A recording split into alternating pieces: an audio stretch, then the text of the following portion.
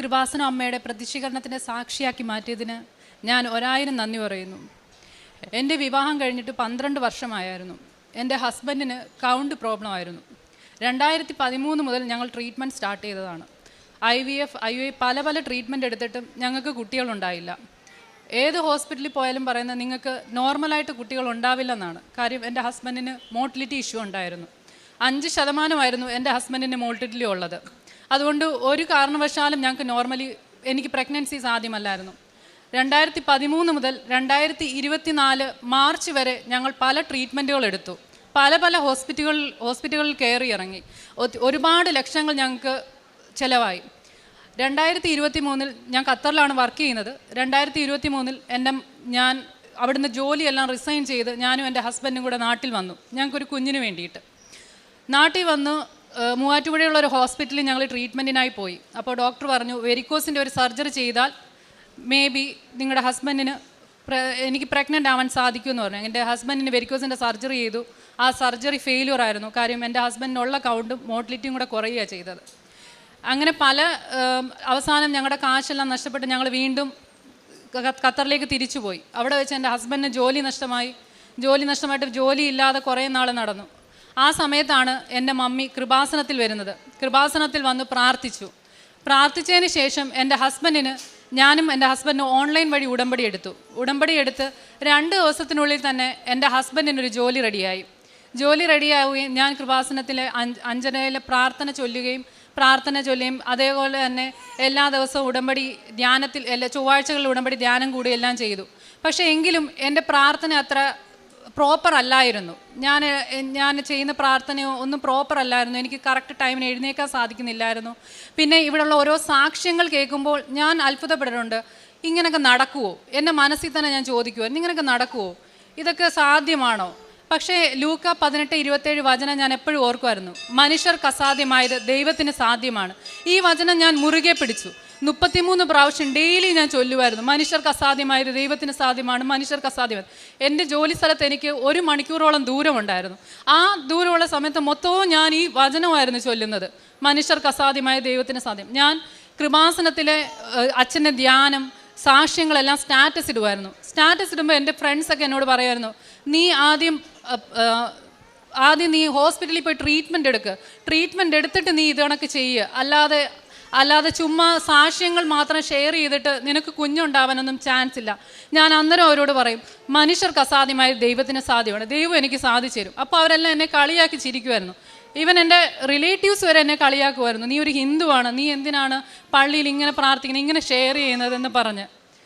Last ഞാൻ ജനുവരി 2024 ആയപ്പോൾ വീണ്ടും എൻ്റെ ഉടമ്പടി ഞാൻ ഓൺലൈൻ വഴി വീണ്ടും പുതുക്കി റീസ്റ്റാർട്ട് ചെയ്തു. ഞാൻ 5:30 ആകുമ്പോൾ രാവിലെ എഴുന്നേക്കും, പ്രാർത്ഥിക്കും, അതേപോലെ എൻ്റെ ഷെയർ ചെയ്യും, ഫ്രണ്ട്സിനുമായിട്ടെല്ലാം പങ്കുവെക്കും, ഇതേപോലെ വചനങ്ങൾ പ്രാർത്ഥിക്കും, ഒരുപാട് ധ്യാനങ്ങൾ കൂടും, അച്ഛൻ്റെ ധ്യാനങ്ങളെല്ലാം കൂടും, ഷെയർ ചെയ്യും, എല്ലാം ചെയ്യും. അവസാനം മാർച്ച് മാസം ആയപ്പോഴത്തേക്ക് ഞാൻ ഇതേപോലെ തന്നെ പ്രാർത്ഥിച്ചു. എൻ്റെ ഹസ്ബൻഡ് എന്നോട് ചോദിച്ചു, നീ എന്തിനാ ഇങ്ങനെ പ്രാർത്ഥിക്കുന്നത്, നീ പ്രാർത്ഥിച്ചിട്ട് നിനക്ക് എന്താ ഫലം കിട്ടിയെന്ന് ചോദിച്ചു. ഞാൻ കരഞ്ഞു, ഒരുപാട് ഞാൻ കരഞ്ഞ് ഞാൻ പ്രാർത്ഥിച്ചു, മാതാവേ എനിക്കിവരുടെ എല്ലാം മുമ്പി അമ്മയുടെ ഒരു പ്രതിഷ്ഠീകരണത്തിൻ്റെ സാക്ഷിയായി എനിക്ക് മാറണം, മാതാവ് അതിന് എനിക്കൊരു വഴി കാണിച്ചു തന്നു. പിറ്റേ മാസം ഏപ്രിൽ 20 നമുക്ക് നൊയമ്പുണ്ടായിരുന്നു, 51 ദിവസം നൊയമ്പുണ്ടായിരുന്നു. ദുഃഖവെള്ളിയുടെ അന്ന് ഞാൻ ഉപവാസം എടുത്ത് പ്രാർത്ഥിച്ചു. ഏപ്രിൽ മാസം 27-ാം തീയതി ആയപ്പോഴത്തേക്ക് എനിക്കെന്തോ ഒരു വല്ലാത്ത അസ്വസ്ഥത തോന്നി. എനിക്കൊരു ഗ്യാസിൻ്റെ ഇഷ്യൂ ആയിട്ട് ഞാൻ ഹോസ്പിറ്റലിൽ പോയെന്ന് പറഞ്ഞു കഴിഞ്ഞാൽ എനിക്കൊരു ലീവ് കിട്ടുമല്ലോ, മെഡിക്കൽ ലീവ് കിട്ടുമല്ലോ, പ്രഗ്നൻ്റ് ആവുമെന്നൊരു ഹോപ്പില്ല.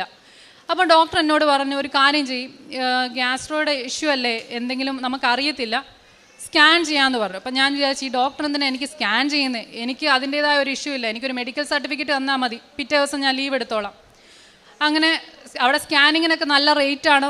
അപ്പോൾ എൻ്റെ ഹസ്ബൻഡിന് 300 റിയാലാണ് അവിടെ സ്കാൻ ചെയ്യുന്നതിന്. അപ്പോൾ എൻ്റെ ഹസ്ബൻഡ് പറഞ്ഞ് 300 റിയാലൊക്കെ കൊടുത്ത് സ്കാനിങ്ങിൻ്റെ ആവശ്യമൊന്നും ഇല്ലല്ലോ, നീ അങ്ങനെയുള്ളതൊന്നും നമുക്കില്ല. അങ്ങനെ ഞാൻ അവിടെ സ്കാനിങ്ങിന് പോയപ്പം എല്ലാം പ്രഗ്നൻ്റ് ആയിട്ടുള്ള ലേഡീസാണ് അവിടെ ഇരിക്കുന്നത്. എനിക്കത് കണ്ടപ്പം ഭയങ്കര മാനസിക വിഷമം വന്നു. മാതാവേ, ഞാനെന്നാ ഇങ്ങനെ വന്നിരിക്കുന്നത്, എനിക്കിതിനുള്ളൊരു ഭാഗ്യമുണ്ടോ എന്ന് പ്രാർത്ഥിച്ചു. അന്നേരവും ഞാൻ ചൊല്ലി, മനുഷ്യർക്ക് അസാധ്യമായ ദൈവത്തിന് സാധ്യമാണ്. റിപ്പീറ്റ് ചെയ്ത് ഞാൻ പ്രാർത്ഥിച്ചുകൊണ്ടേയിരുന്നു. അങ്ങനെ ഞാൻ സ്കാനിങ്ങിന് കയറി കഴിഞ്ഞപ്പോൾ അവിടെ എന്നെ സ്കാൻ ചെയ്തപ്പോൾ ഡോക്ടർ എന്നോട് ചോദിച്ചു, തനിക്ക് പീരീഡ്സ് ആയോ എന്ന് ചോദിച്ചു. ഞാൻ പറഞ്ഞു ഇല്ല, എനിക്ക് ഈ മാസം ആയിട്ടില്ല. അപ്പോൾ എന്തെങ്കിലും എക്സ്പെക്റ്റ് ചെയ്യുന്നുണ്ടോ എന്ന് ചോദിച്ചു. ഞാൻ പറഞ്ഞു എൻ്റെ 12 വർഷം എൻ്റെ വിവാഹം കഴിഞ്ഞിട്ട് ഇതുവരെ ഞാൻ പ്രഗ്നൻ്റ് ആയിട്ടില്ല എന്ന് പറഞ്ഞു. അപ്പോൾ ഡോക്ടർ പറഞ്ഞു എന്നാൽ താൻ പ്രഗ്നൻ്റ് ആണ്, 6 വീക്സ് ഇപ്പോൾ ഗ്രോത്ത് ഉണ്ട്, കുഞ്ഞിന് ഹാർട്ട് ബീറ്റും കാര്യങ്ങളും എല്ലാം ഉണ്ടെന്ന് പറഞ്ഞു. ഞാൻ അതിന് മുമ്പ് ഞാൻ അതിന് മുമ്പ് ജോലി ചെയ്യുമായിരുന്നു, വെയിറ്റ് എടുക്കുമായിരുന്നു, എല്ലാം ചെയ്യുമായിരുന്നു. എൻ്റെ കുഞ്ഞിന് ഒരു ആപത്തും കൂടാതെ 6 വീക്സ് പ്രഗ്നൻ്റ്, ഹാർട്ട് ബീറ്റും എല്ലാം ഉണ്ട്, എല്ലാം നോർമലായിട്ട്. പിന്നെ ഞാൻ അന്ന് തന്നെ തീരുമാനിച്ചു, ഞാൻ നാട്ടിൽ വരുമ്പോൾ ആദ്യം ഞാൻ കൃപാസനത്തിൽ വരും, അത് കഴിഞ്ഞിട്ടേ ഉള്ളൂ ഞാൻ എൻ്റെ വീട്ടിൽ പോലും പോകുമെന്നുള്ളത്. അങ്ങനെ ഓരോ സ്കാനിങ്ങിന് ഞാൻ പോകുമ്പോഴും എൻ്റെ മമ്മി എനിക്ക് ഇവിടുന്ന് ഉപ്പ് കൊടുത്തു വിട്ടിട്ടുണ്ടായിരുന്നു. ഞാൻ ആ ഉപ്പും കൊണ്ടായിരുന്നു പോകുന്നത്. വിശ്വാസ പ്രമാണം ചൊല്ലുമായിരുന്നു.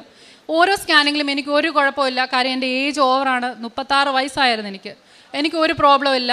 എല്ലാം 6 മാസം വരെ പൂർണ്ണ ആരോഗ്യത്തോടു കൊണ്ട് തന്നെ എനിക്കൊരു പ്രോബ്ലം ഇല്ലാതെ ഞാൻ 6-ാം മാസം നാട്ടിലെത്തുന്ന നേരം എല്ലാവരും എന്നോട് പറഞ്ഞു നീ ഇത്ര റിസ്ക് എടുക്കണ്ട, ആദ്യം വീട്ടിൽ പോ, പിന്നെ കുഞ്ഞുമായിട്ട് കൃപാസനത്തിൽ വന്നാൽ മതിയെന്ന്. ഞാൻ പറഞ്ഞു ഇല്ല, എനിക്ക് മാതാവ് തന്ന കുഞ്ഞാ, എനിക്ക് ഒരു ആപത്തും വരത്തില്ല, ഞാൻ വരുമെന്ന് പറഞ്ഞു. ഞാൻ അതേപോലെ തന്നെ ഇവിടെ വന്നപ്പോൾ അച്ഛൻ എന്നോട് പറഞ്ഞു കുഞ്ഞുമായിട്ട് വന്ന് സാക്ഷ്യം പറഞ്ഞാൽ മതിയെന്ന്. അങ്ങനെ 9-ാം മാസം വരെ എൻ്റെ പ്രഗ്നൻസിയിൽ എനിക്കൊരു പ്രോബ്ലം ഇല്ലായിരുന്നു. ലാസ്റ്റ് സ്കാനിങ് ആയപ്പോൾ എൻ്റെ കുഞ്ഞിന് ഇത് കോഡ് ചുറ്റിയിട്ടുണ്ടായിരുന്നു. ചുറ്റിയാൽ തന്നെയും പ്രശ്നങ്ങളൊന്നുമില്ല, ഒരു കോംപ്ലിക്കേഷനും ഇല്ലാതെ തന്നെ എന്നെ നവംബർ മാസം 27-ാം തീയതി ഞാനൊരു ആൺകുഞ്ഞിന് ജന്മം നൽകി. ഞാൻ കുഞ്ഞിന് മിലൻ എന്ന് പേരിട്ടു. എനിക്കും എൻ്റെ മാതാവ് തന്ന ഈ അനുഗ്രഹങ്ങൾ ഞാൻ എല്ലാവരെയും അറിയിക്കും. ഞാൻ എന്നിട്ട് എന്നെ കളിയാക്കിയ വ്യക്തികൾക്കെല്ലാം അതുവരെ ഞാൻ ആരോടും ഒന്നും പറഞ്ഞില്ല. കളിയാക്കിയ വ്യക്തികൾക്കെല്ലാം എൻ്റെ കുഞ്ഞിൻ്റെ ഫോട്ടോ അയച്ചു കൊടുത്തു. ഞാൻ പറഞ്ഞു എനിക്ക് മാതാവ് തന്ന കുഞ്ഞാണ്, എൻ്റെ കൃപാസന അമ്മ തന്ന കുഞ്ഞാണ്. എൻ്റെ ഹസ്ബൻഡും അതോടുകൂടി നല്ല വിശ്വാസത്തിലായി. ഞാൻ പ്രഗ്നൻ്റ് ആയപ്പോൾ തന്നെ എൻ്റെ ഹസ്ബൻഡ് എല്ലാവരെയും അറിയിച്ചു അവൾ കൃപാസനത്തിൽ ഓൺലൈൻ വഴി ഉടമ്പടി എടുത്ത് ലഭിച്ച കുഞ്ഞാണെന്ന്. എൻ്റെ കുഞ്ഞുമായിട്ട് ഈ അൽത്താരയിൽ വന്ന് സാക്ഷ്യം പറയാൻ സാധിച്ചത് ഞാൻ ഒരുപാട് നന്ദി പറയുന്നു. എന്നും എനിക്ക് മാതാവിൻ്റെ സാക്ഷിയായി തന്നെ ജീവിക്കാനും എന്നെപ്പോലെ ഒരുപാട് മക്കളില്ലാതെ സങ്കടപ്പെടുന്ന ഒരുപാട് ദമ്പതികൾക്കുണ്ട്. ഇവർക്കെല്ലാം എൻ്റെ ഈ സാക്ഷി ഒരു പ്രചോദനമാവാൻ വേണ്ടി ഞാൻ പ്രാർത്ഥിക്കുന്നു. മാതാവിനും തിരുകുമാരനും ഒരുപാട് നന്ദി.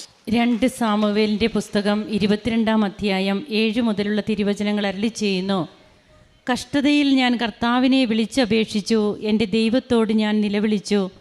അവിടുന്ന് തൻ്റെ ആലയത്തിൽ നിന്ന് എൻ്റെ അപേക്ഷ കേട്ടു, എൻ്റെ നിലവിളി അവിടുത്തെ കാതുകളിലെത്തി. അഞ്ജു അരുൺ തൻ്റെ കുഞ്ഞുമായി വന്ന് ദൈവത്തെ മഹത്വപ്പെടുത്തുകയാണ്. 12 വർഷമായി മക്കളില്ല, എടുക്കാത്ത ട്രീറ്റ്മെൻറ്റുകളില്ല, ലക്ഷങ്ങൾ തങ്ങൾക്ക് നഷ്ടമായത് മാത്രം മിച്ചം. ഇനി കുഞ്ഞുങ്ങളുണ്ടാകാനേ സാധ്യതയില്ല.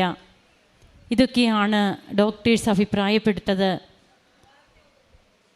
എന്നാൽ ഈ മകള് ഈശോയെ അറിഞ്ഞ മകളെന്ന് പറയുക തൻ്റെ ഉടമ്പടിയിലൂടെ മാത്രമാണ്. അതിനു മുൻപ് ഈശോയുമായി ഒരു സ്നേഹബന്ധം ഈ മകൾക്കുള്ളിൻ്റെ ഉള്ളിലുണ്ട്. അതുകൊണ്ട് തന്നെയാണ് തൻ്റെ മമ്മി വന്ന് ഉടമ്പടി എടുക്കുന്നു ഇവിടെ, പിന്നീട് ഓൺലൈൻ ഉടമ്പടി എടുക്കുന്നു. എത്രമാത്രമാണ് പരിശുദ്ധ അമ്മ ഓൺലൈൻ ഉടമ്പടിയെയും ആദരിക്കുന്നത്. അങ്ങനെ ഓൺലൈൻ ഉടമ്പടി എടുത്ത് താൻ കുറേയൊക്കെ താൻ ചെയ്യാനായിട്ട് പരിശ്രമിച്ചു. തനിക്ക് കൂടുതലൊന്നും പറ്റിയില്ല എന്ന് ഇന്നിവിടെ ഏറ്റു പറയുന്നുണ്ട്. പക്ഷേ വീണ്ടും അവസാനം പറഞ്ഞു നിർത്തിയതാണ് നാം പ്രാധാന്യമായിട്ട് എടുക്കേണ്ടത്. ഞാൻ പരിശുദ്ധ അമ്മയുടെ പ്രത്യക്ഷീകരണത്തിൻ്റെ ഒരു സാക്ഷിയായിരിക്കും.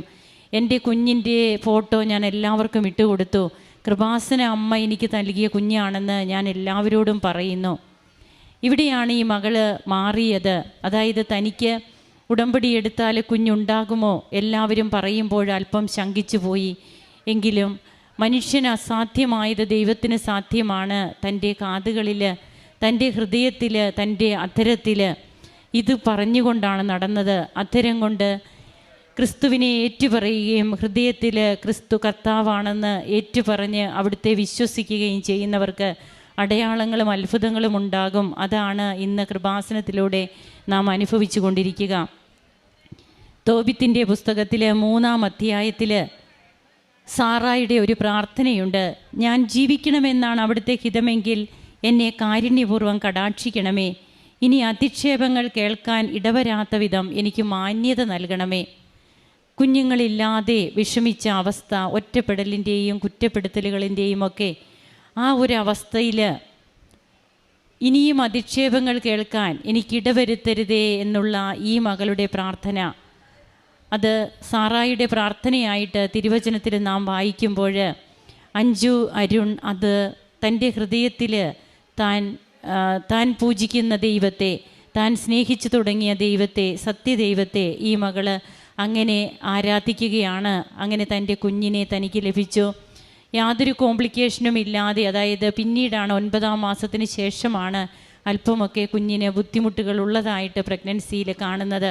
അതുവരെയും നോർമലായിരുന്നു പ്രഗ്നൻസി, ഒരു കോംപ്ലിക്കേഷനുമില്ല. അങ്ങനെ തൻ്റെ കുഞ്ഞുമായിട്ട് ഇവിടെ ഇന്ന് വന്ന് സാക്ഷ്യപ്പെടുത്തുമ്പോൾ മറ്റുള്ളവർക്ക് ഇതൊരു പ്രചോദനമാകണം, ആരും വിഷമിക്കണ്ട എന്നാണ് അഞ്ജു ഇതിലൂടെ പറയുക.